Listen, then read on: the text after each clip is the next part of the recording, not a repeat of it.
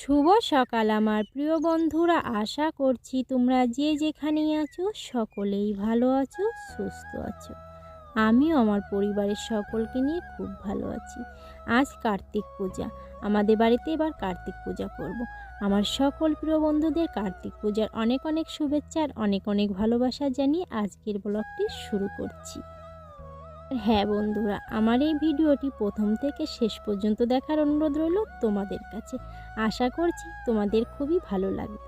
তো এখন যাচ্ছি মা আর আমি বাজারে। ওই যে সকালবেলা চা খাওয়ার সময় সিদ্ধান্ত হলো কে বাজারে যাবে। তো তোমাদের দাদা ভাই যাওয়ার কথা ছিল, কিন্তু ওর না কাজের ওখান থেকে ফোন এসেছে আজকে যেতেই হবে কাজে। তো সেজন্য ও কাজে বেরিয়ে গেল। অনেকবার বলেছিলাম যে আজকে বাড়িতে পুজো, তুমি যেও না, বলছে ঘন্টাখানেকের কাজ আছে, করেই চলে আসবে। তো দেখো বাজারে চলে এসেছি আমি আর মা। এসে কার্তিক ঠাকুর দেখলাম, তো তোমাদের সঙ্গে একটু শেয়ার করলাম। তো দেখো সুন্দর সুন্দর কার্তিক ঠাকুর, ওই জন্য ভাবলাম তোমাদের সঙ্গে একটু শেয়ার করি। আর তারপরে দেখো ফলের দোকানে আসলাম, আর ফল কেনা হয়ে গেছে। তারপরে ওই যে ব্রাহ্মণের কাছে থেকে ফর্দ লিখে নিয়ে এসেছি, সেই ফর্দটা দিয়ে দিয়েছি দশকর্মার দোকানে। দশকর্মার দোকান থেকে যা যা লাগবে সেগুলো তো দিয়ে দিল, আর ওই যে নটি ঘট লাগবে সে নটি ঘটও নিয়ে নিলাম। তারপরে দেখো মা আর আমি হাঁটা শুরু করেছি, আর আমার হাতে না ব্যাগ। তো খুবই কষ্ট হচ্ছিল, ওই জন্য বাজারের করা ভিডিওগুলো তোমাদের সঙ্গে শেয়ার করতে পারিনি। তো তারপরে চলে আসলাম। বাড়ি আসার পরে দেখি কি যে দুই মেয়ের একটাও স্নান টান কিছু হয়নি, আর ছোটোটা তো ঘুমিয়ে পড়েছিল সকালবেলা খাওয়া দাওয়ার পরে। তো তারপরে ওকে স্নান করালাম, বড়োটাকে স্নান করিয়ে ওদের খাইয়ে দিয়েছি। তারপরে আর কি আমি আর কি কাপড় টাপড় ছেড়ে তারপরে সেই নাড়ু করলাম, সুজি করলাম, পুজোর আয়োজন একটার পর একটা কাজ, ওই জন্য সারাদিনের শ্যুটটা নেওয়া হয়নি। তারপরে সন্ধ্যাবেলা দেখো আলপনা দিয়ে সব কিছু আর কি এই ঘরে নিয়ে আসলাম। ঠাকুর ঘরে আর কি রেখেছিলাম, সব কিছু করে ঢেকে রেখেছিলাম। তো তারপরে এটা হচ্ছে মায়ের ঘর, মায়ের ঘরে কার্তিক ঠাকুরকে পুজো করব। আর ঠাকুর ঘরে তো অল্প জায়গা, ওখানে আর কি খাট রয়েছে একটা, ওখানে বসতে খুব সমস্যা হবে, দুজন বসা যাবে না পাশাপাশি। তো তার জন্য আর কি এইখানটায় জায়গা আছে, মা বলেছে এইখানটায় পুজো করো। তো সেজন্য এখানে প্রথমে আলপনা দিয়ে দিয়েছি, তারপরে ঠাকুরের আসনটা সাজিয়ে দিয়ে ফল প্রসাদগুলো দেখো কাটছি। আর নাড়ু করেছি, সুজি করেছি, লুচি করেছি। অনেকটা সময় লেগে গেছে জানো তো, এই শীতের সময় তো অল্প বেলা, খাটো বেলা তো করে পারা যায় না। তো তারপরে যতদূর পেরেছি ততটাই করেছি। আর একটা পুজো বাড়ি তো কম কাজ থাকে না, তারপরে দুটো মেয়েকে সামলানো, তো সব কিছু সামলিয়ে দেখো এখন আমি ফল প্রসাদগুলো কেটে রাখছি। ব্রাহ্মণ আসবে সেই 11:30, পুজো করতে করতে প্রায় 12টা বেজে যাবে। তো তারপরও ব্রাহ্মণকে তোমাদের দাদাভাই তো বাড়িতে চলে এসেছে, তো এসে ফোন করেছিল যে একটু তাড়াতাড়ি যদি পুজোটা করে দিতে পারো। তো বলছে আমি যদিও যাই তাহলে 11টার আগে যেতেই পারবো না, তো আমাকে গুছিয়ে রাখি আমি, ব্রাহ্মণ যখন আসবে তখন আর কি তাড়াতাড়ি করে ওনার হাতের কাছে সব কিছু গুছিয়ে দেবো। আর এদিকে দেখো সব কিছু গোছাচ্ছি, আর তার মধ্যে আর কি ব্রাহ্মণ চলে এসছে। ব্রাহ্মণ এসেছে, আমার সব কিছু গোছানো হয়ে গেছে। আর যেই ঘটগুলো পাততে হবে সেগুলো তো আর আমি জানি না কী করে কি পাততে হবে, সেই জন্য আর কি ওনার জন্য রেখে দিয়েছি। আর উনি বলছে যাক সব কিছু গুছিয়ে নিয়েছো, ভালো হয়েছে, তাড়াতাড়ি পুজোটা হয়ে যাবে। ওনার এখনও 5টা পুজো বাকি আছে, ওই পুজো করতে করতে 2-2:30 বেজে যাবে ওনার। আর আজকে না পাড়াতে অনেক কার্তিক ফেলেছে এবছর, তো অনেক পুজোই করতে হচ্ছে ব্রাহ্মণে। তো একটা তো ব্রাহ্মণ না, অনেকই ব্রাহ্মণ আছে। এবারই পুজো যেই ব্রাহ্মণটা করে ওনাকে বলেছিলাম, উনি বলেছে 12টার পরে। তো বলছি 12টার পরে সারাদিন উপোস করে কষ্ট হয়ে যাবে না। তো ওনাই অনেকবার বলার পরে বলছে যে যদি কাউকে পাও তাহলে তাকে দিয়ে করিয়ে নাও। আমার করতে গেলে 12টার পরে যেতে হবে, পুজো করতে করতে 12:30 বেজে যাবে। আমি ভাবলাম যে কার্তিক পুজো তো কার্তিক মাসে করে, তাহলে অন্য কাউকেই বলি। তো এনাকে বলার পরে ইনি বলেছিল যে আমার আর একটা পুজো আছে, আমি বলছি আগে আমারটা করে দিয়ে যাও, আমাদের তো আর যজ্ঞ করতে হবে না, তাহলে আমারটা তাড়াতাড়ি হয়ে যাবে, তারপর অন্য পুজো করো। তো ওনাকে বলা সত্ত্বে উনি চলে এসছে, এখন 11:30 বাজে, ওই 12টার আগেই পুজোটা হয়ে যাবে। তো ভালোই হলো, তাহলে তো আর অঘ্রাণ মাসে পুজোটা হলো না, কার্তিক মাসেই হচ্ছে। 12টার পর যে পুজো করলে তো সেই অঘ্রাণ মাস পড়েই যেত। যাই হোক, পুজোটা যাতে শান্তিভাবে হয়ে যায় সেটাই আর কি মঙ্গল। তাড়াতাড়ি করে সব কিছু গুছিয়ে দিয়েছি, আর উনি ওই যে গুছিয়ে নিয়েছে সব কিছু। আর বেশি ফল কাটিনি, কারণ এখন রাত্রেবেলা কেউ প্রসাদ খেতে আসবে না, সবাই সকালবেলা আসবে। তো ভাবছি এখন ঠাকুরের সামনে সব ফল একটা একটা করে কেটে দিয়েছি, আর যেটা একটু বড় সেটা হাফ কেটে দিয়েছি। তারপরে সকালবেলা যখন সবাই প্রসাদ খেতে আসবে তখন আর কি সকলকে প্রসাদ খেতে দেবো ফলগুলো কেটে। তো ভালোই হয়েছে, মাও বললো যে বেশি ফল কেটো না এখন, কারণ ওই ফলগুলো কেটে রাখলে কালো কালো হয়ে যায়, ওই জন্য আর কি সব ফলগুলো কেটে রাখিনি। আর আমার 2 মেয়েই ঘুমিয়ে পড়েছে। মেঘনাও আধা আধা ঘুম, আর মেঘা তো অনেক আগেই ঘুমিয়ে পড়েছে। আর আমাদের অন্য একটা বাড়িতে নিমন্ত্রণ ছিল, তো মা আর আমার 2 মেয়ে, তো ওরা খেয়ে এসছে। খেয়ে আসার পরে মা ওখানে বসেছে, আর আমার 2 মেয়ে তো ঘুমিয়ে পড়েছে।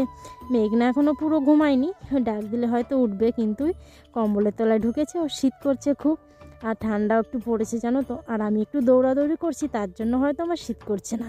আমার কিন্তু খুবই শীত, তো আজকে একটু শীতটা কম করছে, হয়তো কাজটা একটু বেশি করা হয়ে যাচ্ছে সেই জন্য। আর কথা বলতে এত কষ্ট হচ্ছে জানি না, হাঁপিয়ে যাচ্ছি পুরো। যাই হোক, দেখো সব কিছু গুছিয়ে দিয়েছি। তারপরে আর কি ব্রাহ্মণ পুজোর মানে করা শুরু করে দিয়েছে। আর মানে উপোস ছিল অনেকক্ষণ মা, তারপরে আর পারেনি, মা বয়স হয়ে গেছে তো, অনেকক্ষণ না খেয়ে থাকলে ওনার হাত পা কাঁপে, তো আমি বলছি ওনাকে খেয়ে নাও। তো মা খেয়ে নিয়েছে, আর আমি দেখো উপোস করেছিলাম, তো আমি পুজো করছি। তো ব্রাহ্মণ বলছে যাই হোক 12টার আগে তোমাদের পুজোটা হয়ে যাবে। তো উনি একটু তাড়াতাড়ি মন্ত্রগুলো পড়ছে, আর ক্যামেরা করছিল তোমাদের দাদা হয়, তাই জন্য ওনাকে আর কি দেখা যাচ্ছে না। আর দেখো সব কিছু আমি সুন্দরভাবে গুছিয়ে দিয়েছি, অল্প জায়গার ভিতর হলেও সুন্দর করে সব কিছু সাজিয়ে দিয়েছি। আর আলপনা ভাবছিলাম যে পুরো ঘরটাই দেবো, মানে যেই জায়গাটায় পুজো হচ্ছে, তো দিতে পারিনি আর কি, সময় কম ছিল হাতে। আর এদিকে দেখো ওই ঠাকুরের মূর্তিটা খুবই সুন্দর হয়েছে। এই মানে কার্তিক ঠাকুরটা তোমাদের দাদাভাই কালকে রাত্রেই নিয়ে এসেছিলো। তো ওই যে মা বললো যে এবার পুজোটা কর, তো তার জন্য প্রায় 8:30টার সময় বাজার গিয়ে তারপর ঠাকুরটা নিয়ে এসেছে। তো ওদিকে আর যাইনি, স্টেশনের ওপারে গেলে আর কি আরও একটু সুন্দর বড় দেখে আনতে পারতো। তো এই পারে এরকম সাইজেরই সব কিছু ছিল। তো যে সকালে বাজারে গিয়ে তো তোমাদের দেখালাম অনেকগুলো কার্তিক ঠাকুর, তো ভাবছিলাম ওরকম একটা আনবো। তো কালকে যখন নিয়ে এসেছে, তো ভাবছি পরের বছর আর কি ওই পারের থেকে নিয়ে আসবো। খুব সুন্দর কার্তিক ঠাকুরগুলো আমি দেখে এসেছি। আর এদিকে দেখো অঞ্জলি দেওয়া প্রায় শেষ, কারণ উনিও একটু তাড়াতাড়ি করে করছে, আরও 5টা পুজো রয়েছে ওনার ওখানে যেতে হবে। তো উনি বলছিল যে আমার প্রায় 2:30 বেজে যাবে বাড়ি যেতে যেতে, কী আর করা যাবে, অনেক পুজোর বায়না ধরেছে এবার। আর এই কার্তিক ঠাকুর তো প্রায় বাড়িতে ফেলেছে এইবার। আমাদের পাড়াতেই প্রায় 10-15টা পুজো হচ্ছে, তো অন্য অন্য জায়গায় তো হচ্ছে পুজো। বাজার থেকে সে রান্নাটাও করে নিয়েছিলাম, রান্নাবান্না একেবারে করে নিয়েছি, কারণ এই পুজো পরে তারপরে আর কি সময় পাবো না রান্না করার, ক্লান্ত হয়ে যাব। তো ওই জন্য ভাবছি রান্নাটা করে রেখেছি, ভালোই হয়েছে। আর এদিকে দেখো অঞ্জলি দেওয়া হয়ে গেছে, এখন ব্রাহ্মণ পঞ্চপ্রদীপ দেখাচ্ছে, আরতি করছে, তারপরে আর কি আমি সবাইকে প্রদীপের আঁচ দিয়ে দেবো। আর কর্পূরটা কেমন যেন এটা মানে প্রদীপটা ধরছিলই না প্রথমে, তারপরে মোমবাতিতে ধরিয়ে দিল, আর আমাকে বলছিল যে আর একটা কর্পূর খুঁজে পাচ্ছে না, 3টে কর্পূরই দিয়েছিল। তো দেখো কর্পূরটা মানে বললাম না যে কেমন একটা যেন ধরছিল না। তো ওই যে একটু আরতি করতে গেল, তারপরে দেখো আগুনটা আর কি কেমন একটু লিবো লিবো হয়ে গেছে। তো আমাকে বললো ভালো করে ধরিয়ে দিয়ে তারপর সবাইকে প্রদীপের আঁচটা দিয়ে দাও। আর পুজো তো হয়ে গেছে, তো ব্রাহ্মণের ওই মানে কিছু মন্ত্র আর কি বলার আছে, সেগুলো আর কি বলছে। তারপরে যে দেখো শান্তি জল ছিটাচ্ছে, আমরা সবাই মাথা নিচু করে রয়েছি। আর আমাদের বাড়ি পুজোটা কেমন লাগলো অবশ্যই কমেন্ট করে জানিও। যেরকম পেরেছি অল্পর মধ্যে করেছি আর কি। আর দেখো যে ব্রাহ্মণের যে ঘরটাও নাড়িয়ে দিয়ে যাচ্ছে, যাতে আমি কালকে আর কি সরিয়ে রাখতে পারি। তো কালকে যেহেতু রবিবার সরাবো না, সোমবার একেবারে বুধবারে ঠাকুরকে ঘরে নিয়ে যাব। আর ওই যে আমি তো উপোস করেছিলাম, তার জন্য আর কি চরণমিত্র দিচ্ছে, বলছে তুমি উপোসটা ভেঙে নাও। আর মাকেও বলছে, মা বলছে আমি তো উপোস করিনি, তো বলছে ঠিক আছে মাসিমা তাও নাও। তো সবাইকে চরণমিত্র দিয়ে দিল, আর এইবার মেঘনা বাবাকেও দিয়ে দেবে। আর আমার মেয়েরা তো সব ঘুমিয়ে পড়েছে, ওরা কিন্তু আর জেগে নেই, অনেকটাই রাত হয়ে গেছে, 12টার আগে আমাদের পুজোটা কি হয়ে গেছে। আর এদিকে দেখো আমার মেঘনা ওর পাশে ঘুমিয়ে আছে, আমি তারপর ওকে প্রদীপের আঁচটা দিয়ে দিলাম, মাকেও দিয়ে দিলাম। আর দেখতেই পারছো বাইরেটা পুরো ঘুটঘুটে অন্ধকার, ভালোই রাত হয়েছে। আর এখন ব্রাহ্মণও যাবে বাড়ির দিকে, তো ওনাকে আর কি ওই যে ফল প্রসাদগুলো ছিল, ওই যে মিষ্টি এনেছি 5 প্রকারে, তারপরে ফল, ওগুলো সব আর কি ব্রাহ্মণকে দিয়ে দেবো, পূর্ণপত্রে চাল টাল। আর এদিকে দেখো ব্রাহ্মণ বলছে আমাকে একটু তাড়াতাড়ি করে দিয়ে দাও, মাদুর, তারপরে কার্তিক ঠাকুরের খেলনা, ওগুলো সব উনি নিয়ে যাবে। আগেরবার যখন পুজো করেছিলাম তখন কিন্তু কার্তিক ঠাকুরের খেলনা, ঝিনুক বাটি, মাদুর কিছুই নিয়েছিল না আমাদের ব্রাহ্মণে। আর এই ব্রাহ্মণ বলছে যে ওগুলো রাখলে নাকি বাড়িতে মানে ভালো হয় না, তো তার জন্য ওনাকে দিয়েই দিলাম। তারপর ওনাকে প্রসাদ খেতে দেবো, উনি বলছে আমি প্রসাদ খাবো না, আমাকে কটা প্রসাদ দিয়ে দাও, বাড়ি নিয়ে যাব। তো ওনাকে আর কি প্রসাদ গুছিয়ে দিচ্ছিলাম।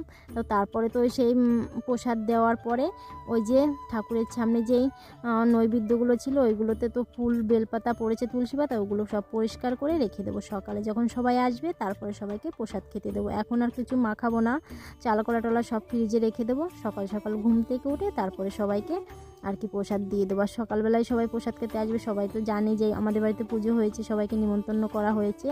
আর এখন তো অনেকটাই রাত হয়ে গেছে, এইগুলো তাড়াতাড়ি সরিয়ে তারপরে আর কি দেখো কার্তিক ঠাকুরকে একটা কাপড় পেঁচিয়ে দিলাম। কার্তিক ঠাকুরের একটা তাওয়াল আছে, সেটা মানে তোলা আছে বাক্সের ভিতর, সেটাও নতুন গত বছর কেনা হয়েছিল। তো আমার প্রিয় বন্ধুরা, আমাদের বাড়ি কার্তিক পুজো কেমন লাগলো অবশ্যই কিন্তু আমাকে কমেন্ট করে জানিও। আর হ্যাঁ বন্ধুরা, আজকে তো অনেকটাই রাত হয়েছে, তো আজকের ভিডিওটা এই পর্যন্ত। তোমরা যে যেখানে থাকো সকলেই ভালো থেকো, সুস্থ থেকো। দেখা হচ্ছে পরবর্তী ব্লগে। টাটা সবাইকে, আজকের মতো শুভরাত্রি আমার প্রিয় বন্ধুরা।